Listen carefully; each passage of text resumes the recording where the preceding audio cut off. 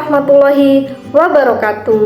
Perkenalkan, nama saya Ibu Rena Retnoningsih. Saya dari SMP Negeri 4 Cipari, Kabupaten Cilacap, calon guru penggerak angkatan 8. Dengan fasilitator Bapak Heri Kiswanto dan pengajar praktek Bapak Sukamto.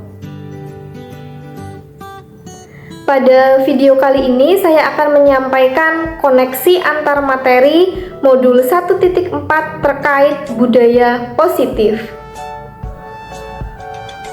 di mana aspek koneksi antar materi ini ada 3 yang akan saya sampaikan. Yang pertama yaitu pemikiran reflektif terkait pengalaman belajar. Yang kedua yaitu analisis untuk implementasi dalam konteks CGP.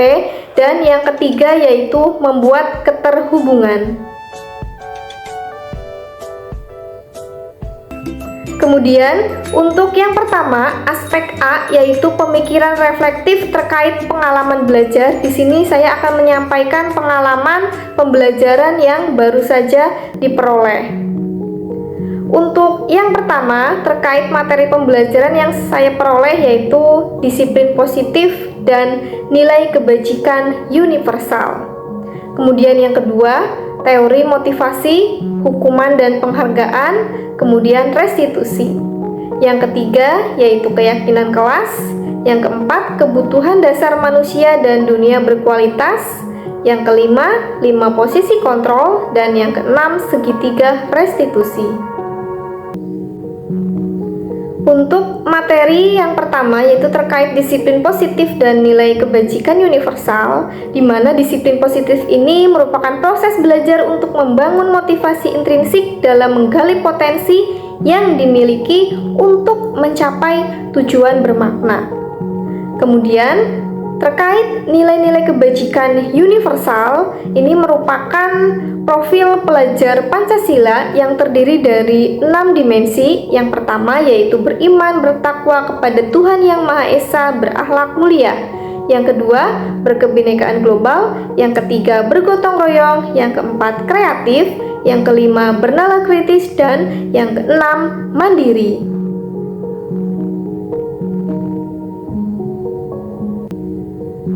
Kemudian selanjutnya yaitu terkait teori motivasi, di mana teori motivasi ini terdapat 3 jenis motivasi. Yang pertama yaitu bahwa untuk menghindari ketidaknyamanan atau hukuman. Yang kedua yaitu untuk mendapatkan imbalan atau penghargaan dari orang lain. Dan yang ketiga yaitu untuk menjadi orang yang mereka inginkan dan menghargai diri sendiri dengan nilai-nilai yang mereka percaya. Dari ketiga motivasi tersebut, kita sebagai seorang pendidik hendaknya dapat menanamkan kepada murid untuk memperoleh motivasi yang ketiga, yaitu ini akan memunculkan motivasi intrinsik dari dalam dirinya sehingga mereka dapat berkembang sesuai dengan yang mereka inginkan dan menghargai nilai-nilai yang mereka percaya. Kemudian selanjutnya yaitu terkait materi yang saya pelajari, perbedaan antara hukuman, penghargaan, serta restitusi, di mana hukuman ini bersifat menyakitkan bagi murid yang melanggar aturan. Kemudian yang kedua, penghargaan dapat menyebabkan ketergantungan bagi murid dalam melakukan proses pembelajaran. Sedangkan restitusi merupakan proses kolaboratif yang mengajarkan murid untuk menyelesaikan masalahnya sendiri. Ketiga jenis hukuman, penghargaan, dan restitusi, sebaiknya kita sebagai seorang pendidik harus menerapkan jenis yang ketiga, yaitu restitusi ketika kita menghadapi permasalahan yang dialami oleh murid. Karena dengan adanya restitusi ini akan adanya proses diskusi, kolaborasi dengan murid sehingga mereka diajak untuk menyelesaikan masalahnya sendiri. Kemudian materi yang saya pelajari selanjutnya yaitu terkait keyakinan kelas, di mana keyakinan kelas ini merupakan keyakinan yang bersifat abstrak daripada peraturan yang mana lebih rinci dan konkret. Kemudian yang kedua, keyakinan kelas mengandung nilai-nilai kebajikan universal. Dan yang ketiga, pernyataan keyakinan kelas senantiasa dibuat dalam bentuk positif. Kemudian, selain itu, saya juga mempelajari cara merumuskan keyakinan kelas, di mana langkah yang pertama yaitu mengajak warga sekolah ataupun murid untuk bercurah pendapat tentang peraturan yang perlu disepakati. Kemudian yang kedua, mencatat semua masukan-masukan dari semua warga sekolah di papan tulis ataupun kertas besar. Yang ketiga, menyusun keyakinan kelas dalam bentuk pernyataan positif. Langkah yang keempat yaitu dalam merumuskan keyakinan kelas selanjutnya seperti meninjau kembali daftar curah pendapat yang sudah dicatat. Kemudian langkah yang kelima, meninjau ulang keyakinan sekolah atau kelas secara bersama-sama. Dan yang keenam, semua warga kelas menyetujuinya dengan menandatangani keyakinan tersebut. Dan yang ketujuh, menempelkan keyakinan kelas di dinding agar terlihat dengan jelas. Kemudian materi pembelajaran yang saya pelajari selanjutnya terkait kebutuhan dasar manusia ada 5. Yang pertama yaitu bertahan hidup, yang kedua cinta dan kasih sayang, yang ketiga penguasaan, yang keempat kebebasan, dan yang kelima kesenangan.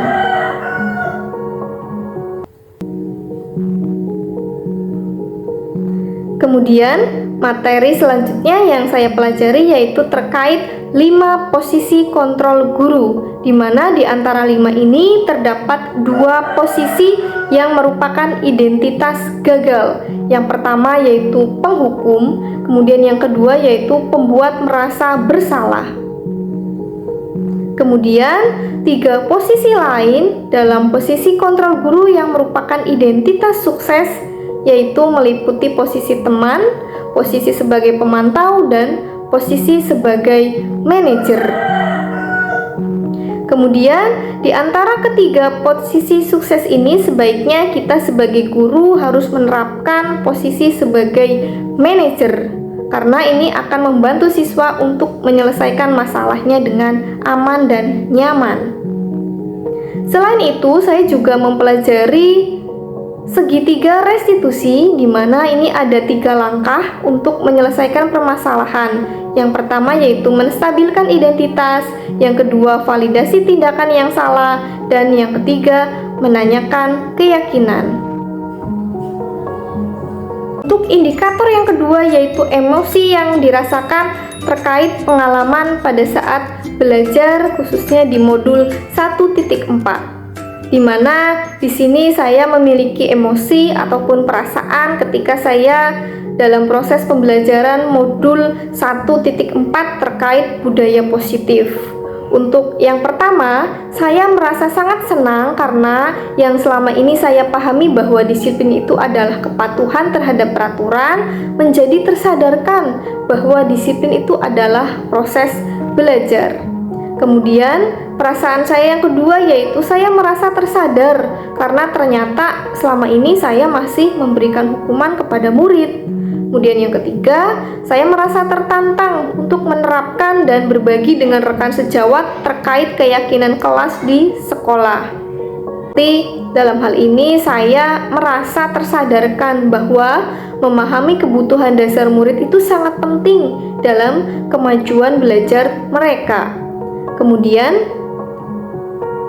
selanjutnya yaitu saya juga merasa tersadar karena ternyata selama ini posisi kontrol saya itu tidak sepenuhnya sebagai manajer. Kemudian saya merasa tertantang untuk menerapkan segitiga restitusi dalam menyelesaikan permasalahan yang terjadi pada murid. Kemudian masih aspek A untuk indikator yang ketiga yaitu apa yang sudah baik berkaitan dengan keterlibatan dalam proses belajar. ketika saya mempelajari modul 1.4, ada hal baik yang sudah saya peroleh dari budaya disiplin positif, diantaranya yaitu sebagai berikut. Untuk yang pertama, saya dapat berdiskusi dengan rekan CGP lain pada kegiatan eksplorasi konsep sehingga dapat meningkatkan pemahaman terhadap materi budaya disiplin positif. Kemudian, hal baik yang kedua, saya dapat berkolaborasi dengan rekan CGP di kelompok B2 untuk menyelesaikan 4 kasus yang dialami oleh murid. Kemudian, yang ketiga, saya dapat berlatih mempraktikkan segitiga restitusi dalam menyelesaikan masalah yang dialami murid. Seperti saya dapat berdiskusi dengan instruktur dan rekan CGP pada kegiatan elaborasi pemahaman, sehingga saya semakin memahami materi-materi pada modul 1.4 yang berkaitan tentang budaya disiplin. Saya juga dapat menghubungkan materi di modul 1.4 dengan modul 1.1, modul 1.2, dan modul 1.3. Kemudian saya juga dapat merancang kegiatan aksi nyata untuk menerapkan budaya positif di sekolah.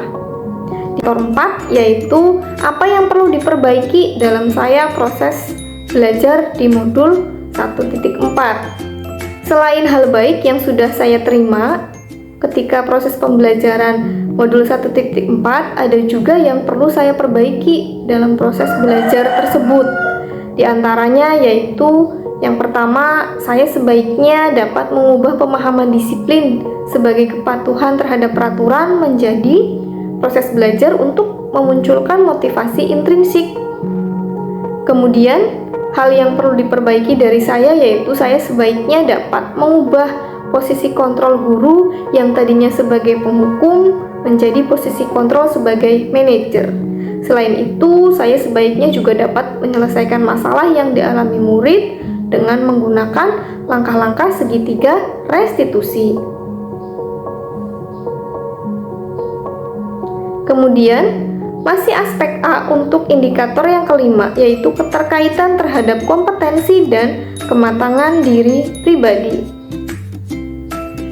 Setelah saya mempelajari modul 1.4 terkait budaya disiplin positif, di sini ada kompetensi dan kematangan diri pada proses belajar tersebut. Di antaranya yang pertama yaitu saya dapat meningkatkan kompetensi kepemimpinan pembelajaran dalam merancang budaya positif di sekolah.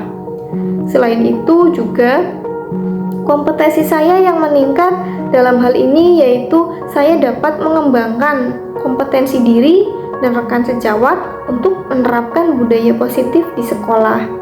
Selain itu, saya juga menjadi lebih reflektif dalam memposisikan kontrol saya sebagai seorang guru dan memahami kebutuhan setiap murid.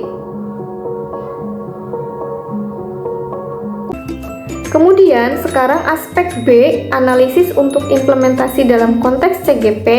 Untuk indikator yang pertama yaitu memunculkan pertanyaan kritis yang berhubungan dengan konsep materi, di mana di sini setelah saya mempelajari modul 1.4, saya menyusun pertanyaan kritis terkait konsep materi. Untuk yang pertama yaitu apakah saya sudah mampu mengidentifikasi nilai-nilai kebajikan universal yang terkandung pada keyakinan dan peraturan sekolah. Kemudian pertanyaan kritis yang kedua yaitu bagaimana strategi saya dalam menerapkan restitusi untuk menggantikan kebiasaan pemberian hukuman dan penghargaan. Kemudian yang ketiga, bagaimana cara saya untuk memunculkan motivasi intrinsik murid dalam melaksanakan keyakinan kelas. Yang keempat yaitu bagaimana strategi saya dalam menerapkan posisi kontrol guru sebagai manajer untuk menggantikan posisi sebagai penghukum maupun pembuat merasa bersalah. Kemudian pertanyaan yang selanjutnya yaitu apakah saya sudah mampu memahami dan menganalisis kebutuhan dasar murid yang belum terpenuhi. Kemudian yang keenam, bagaimana cara saya untuk menerapkan segitiga restitusi dalam menyelesaikan masalah murid. Untuk aspek B dengan indikator yang kedua yaitu mengolah materi yang dipelajari dengan pemikiran pribadi sehingga tergali wawasan atau insight baru. Yang pertama yaitu pemikiran saya bahwa disiplin adalah taat terhadap peraturan. Namun setelah saya mempelajari pengertian disiplin menurut Diana Goosen, maka sekarang saya memahami bahwa disiplin adalah proses belajar untuk memunculkan motivasi intrinsik. Yang kedua, pemikiran saya bahwa memberikan penghargaan dapat meningkatkan motivasi belajar murid. Namun setelah mempelajari modul 1.4, sekarang saya memahami bahwa memberikan penghargaan dapat menyebabkan ketergantungan. Saya bahwa posisi guru sebagai penghukum dapat membuat murid menjadi disiplin. Namun setelah mempelajari 5 posisi kontrol, ternyata yang paling baik diterapkan adalah posisi sebagai manajer. Kemudian pemikiran saya bahwa keyakinan kelas sama dengan peraturan sekolah.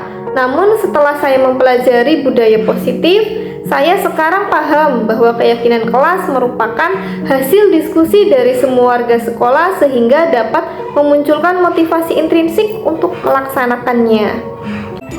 Kemudian masih aspek B dengan indikator yang ketiga yaitu menganalisis tantangan yang sesuai dengan konteks asal CGP baik tingkat sekolah maupun tingkat daerah. Di mana di sini ketika saya mempelajari modul 1.4 terkait budaya positif, ada tantangan yang saya hadapi. Di antaranya yang pertama yaitu hampir semua guru di SMP Negeri 4 Cipari masih memahami bahwa disiplin adalah taat pada peraturan. Di mana dalam hal ini juga sebelum saya mempelajari modul tersebut, saya juga memahami bahwa disiplin adalah taat terhadap peraturan. Kemudian yang kedua, hampir semua guru di SMP Negeri 4 Cipari masih memberikan hukuman untuk membuat anak menjadi disiplin. Selain itu, juga guru masih memberikan penghargaan untuk meningkatkan motivasi belajar murid. Seperti yang keempat, hampir semua guru di SMP Negeri 4 Cipari belum memahami bahwa kebutuhan dasar murid yang belum terpenuhi, sehingga di sini guru akan kesulitan dalam menyajikan proses pembelajaran yang bermakna. Kemudian yang kelima juga hampir semua guru masih belum memahami bahwa keyakinan kelas itu berbeda dengan peraturan sekolah. Kemudian yang keenam juga masih menerapkan posisi kontrol sebagai penghukum, pembuat merasa bersalah, dan sebagai teman. Kemudian masih aspek B untuk indikator yang keempat yaitu memunculkan alternatif solusi terhadap tantangan yang sudah diidentifikasi. Di mana sebelumnya saya sudah menjelaskan tantangan yang saya alami ketika mempelajari modul 1.4. Di sini saya akan menjelaskan solusi terhadap tantangan yang saya hadapi tersebut. Yang pertama yaitu melaksanakan kegiatan sosialisasi kepada rekan sejawat terkait pengertian disiplin sebagai proses belajar murid untuk memunculkan motivasi intrinsik. Kemudian solusi yang kedua yaitu melaksanakan kegiatan sosialisasi terkait hukuman dapat menyebabkan murid mengulangi kesalahan berulang kali dan menjadi agresif. Yang ketiga, melaksanakan kegiatan sosialisasi terkait penghargaan dapat menyebabkan murid ketergantungan dan hanya mempunyai motivasi eksternal. Melakukan kolaborasi dengan rekan sejawat untuk melakukan tes diagnostik dalam menganalisis kebutuhan dasar murid yang belum terpenuhi. Kemudian selanjutnya yang kelima yaitu melakukan praktik bersama untuk menyusun keyakinan kelas dan menerapkannya di kelas masing-masing. Kemudian yang ketujuh yaitu melakukan kegiatan sosialisasi untuk mempraktikkan segitiga restitusi dalam menyelesaikan permasalahan yang dialami murid. Kemudian, aspek C membuat keterhubungan dengan indikator yang pertama yaitu pengalaman masa lalu. Di mana sebelum saya mempelajari modul 1.4 terkait budaya positif, saya mempunyai pengalaman seperti yang pertama yaitu saya pernah memberikan hukuman kepada murid untuk mengerjakan tugas di ruang guru agar semua guru tahu bahwa dia tidak mengerjakan tugasnya. Kemudian yang kedua, saya pernah menerapkan sistem ranking di kelas untuk meningkatkan motivasi belajar murid. Yang ketiga, saya juga pernah memberikan pulsa internet sebagai bentuk penghargaan bagi murid yang memperoleh nilai di atas 90. Memberikan ancaman kepada murid jika tidak bersikap baik pada proses pembelajaran, maka akan diberikan nilai di bawah KKM, yaitu kriteria ketuntasan minimal. Kemudian yang kelima, saya juga pernah membentak murid yang ngeyel memakai jaket di kelas padahal sudah diperingatkan berkali-kali. Kemudian saya juga pernah menerapkan sistem denda di kelas. Jika terdapat murid yang tidak melakukan piket kelas, maka harus membayar Rp2.000 untuk kas kelas. Kemudian masih aspek C dengan indikator yang kedua, yaitu penerapan di masa mendatang. Di mana setelah saya mempelajari modul 1.4 ini, saya mempunyai rencana untuk menerapkan kegiatan di masa mendatang berkaitan dengan budaya positif. Yang pertama yaitu saya akan berkolaborasi dengan rekan sejawat untuk melaksanakan budaya 5S, program 7K, pembiasaan keagamaan, dan ekstrakurikuler untuk meningkatkan budaya positif murid di sekolah. Yang kedua, saya juga akan berkolaborasi dengan rekan sejawat untuk menyusun keyakinan kelas di semua kelas untuk meningkatkan motivasi intrinsik murid agar dapat berperilaku disiplin. Yang ketiga, saya juga akan melakukan tes diagnostik dalam menganalisis minat, bakat, dan karakteristik murid. Keempat, yaitu saya akan berkolaborasi dengan rekan sejawat untuk menerapkan segitiga restitusi dalam menangani murid yang mengalami permasalahan sehingga membuat murid merasa nyaman dan tidak akan mengulanginya kembali. Yang kelima, saya akan berkolaborasi dengan rekan sejawat untuk tidak menerapkan sistem ranking di kelas agar motivasi murid berubah. Yang keenam, juga saya akan berkolaborasi untuk menerapkan posisi manajer agar murid dapat mengevaluasi dirinya sehingga menjadi yang lebih baik. Kemudian, masih aspek C dengan indikator yang ketiga, yaitu terkait konsep atau praktik baik yang dilakukan dari modul lain yang telah dipelajari. Nah, untuk yang pertama yaitu dengan menerapkan budaya disiplin positif di sekolah. Ini sesuai dengan tujuan pendidikan menurut Ki Hajar Dewantoro pada modul 1.1, yaitu bahwa dengan adanya disiplin positif dapat menuntun murid untuk memperoleh kebahagiaan tanpa diperintah oleh orang lain. Kemudian menerapkan segitiga restitusi dalam menyelesaikan permasalahan yang dialami murid dapat menguatkan karakter mereka. Hal ini sesuai dengan filosofi Ki HD bahwa pendidikan harus sesuai dengan kodrat alam dan kodrat zaman. Kemudian selanjutnya, melakukan kegiatan sosialisasi kepada rekan sejawat terkait materi disiplin, nilai kebajikan, keyakinan kelas, kebutuhan dasar manusia, posisi kontrol, dan segitiga restitusi sesuai dengan peran guru penggerak pada modul 1.2, yaitu mampu mengembangkan diri dan orang lain. Melakukan kolaborasi dengan rekan sejawat dalam merancang dan menerapkan program budaya positif di sekolah juga sesuai dengan nilai guru penggerak, yaitu kolaboratif, inovatif, mandiri, reflektif, dan berpihak pada murid. Di mana hal ini adanya hubungan antara modul 1.4 dan modul 1.2.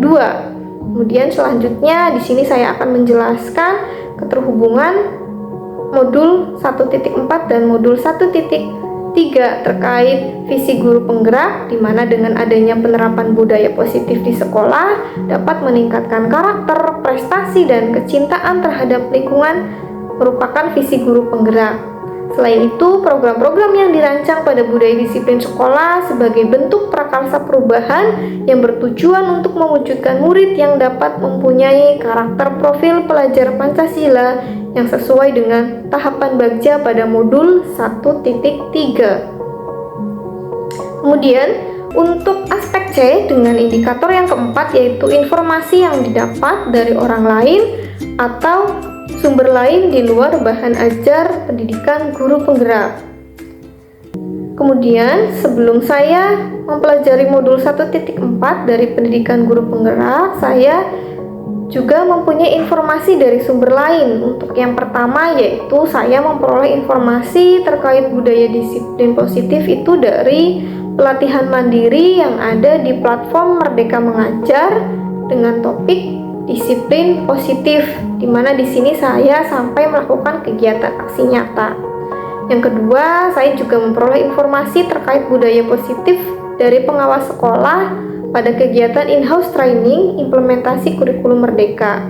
Yang ketiga, saya juga memperoleh informasi dari grup WhatsApp dan channel YouTube para guru penggerak se-Indonesia.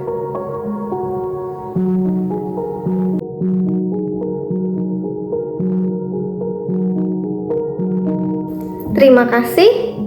Semoga bermanfaat dan menginspirasi. Salam Guru Penggerak.